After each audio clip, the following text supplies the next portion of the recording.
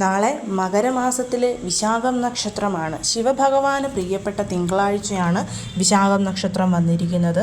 അച്ഛനെയും മകനെയും ഒരുപോലെ പ്രാർത്ഥിച്ച് അനുഗ്രഹം മേടിക്കാൻ പറ്റുന്ന വളരെയധികം പുണ്യദായകമായിട്ടുള്ള ഒരു ദിവസം. അതുമാത്രവുമല്ല, ശിവരാത്രിക്ക് മുൻപ് വരുന്ന തിങ്കളാഴ്ചയും കൂടിയിട്ടാണ് നാളത്തെ ദിവസം സാധിക്കുന്നവരൊക്കെ ശിവക്ഷേത്രത്തിലും സുബ്രഹ്മണ്യ ക്ഷേത്രത്തിലും ദർശനം നടത്തി ഭഗവാൻ മഹാദേവന് ജലധാരയോ ഊവളത്തിലയോ സമർപ്പിക്കണം.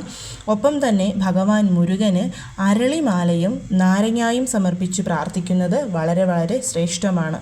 ക്ഷേത്രത്തിൽ പോകാൻ സാധിക്കാത്തവർക്ക് വീട്ടിലും ഇത് ചെയ്ത് പ്രാർത്ഥിക്കാവുന്നതാണ്. ഒപ്പം തന്നെ ഭഗവാൻ മഹാദേവൻ്റെ ഓം നമഃശിവായ എന്നുള്ള മന്ത്രം 54 പ്രാവശ്യവും ഭഗവാൻ മുരുകൻ്റെ ഓം വജദ്ഭുവേ നമ എന്നുള്ള മന്ത്രം 54 പ്രാവശ്യവും ചൊല്ലി 2 പേർക്കും ഓരോ നെയ്ദീപവും കൊളുത്തി പ്രാർത്ഥിക്കുന്നത് നമ്മുടെ ഏതൊരു പ്രാർത്ഥനയും സഫലമാവാൻ നമ്മളെ അനുഗ്രഹിക്കുന്നതാണ്. ശിവരാത്രിക്ക് മുൻപ് വരുന്ന തിങ്കളാഴ്ച ആയതുകൊണ്ട് തന്നെ നാളത്തെ ദിവസം വ്രതമെടുക്കുന്നതും മഹാദേവനെ പ്രാർത്ഥിക്കുന്നതും വളരെ വളരെ ഉത്തമമാണ്. മകരമാസത്തിലെ വിശാഖം നക്ഷത്രം ആ ദിവസം നമ്മൾ ഭഗവാൻ മുരുകന് മുൻപിൽ സമർപ്പിക്കുന്ന ഏതൊരു പ്രാർത്ഥനയും വളരെ പെട്ടെന്ന് തന്നെ നമുക്ക് സാധിച്ചു കിട്ടുന്നതുമാണ്.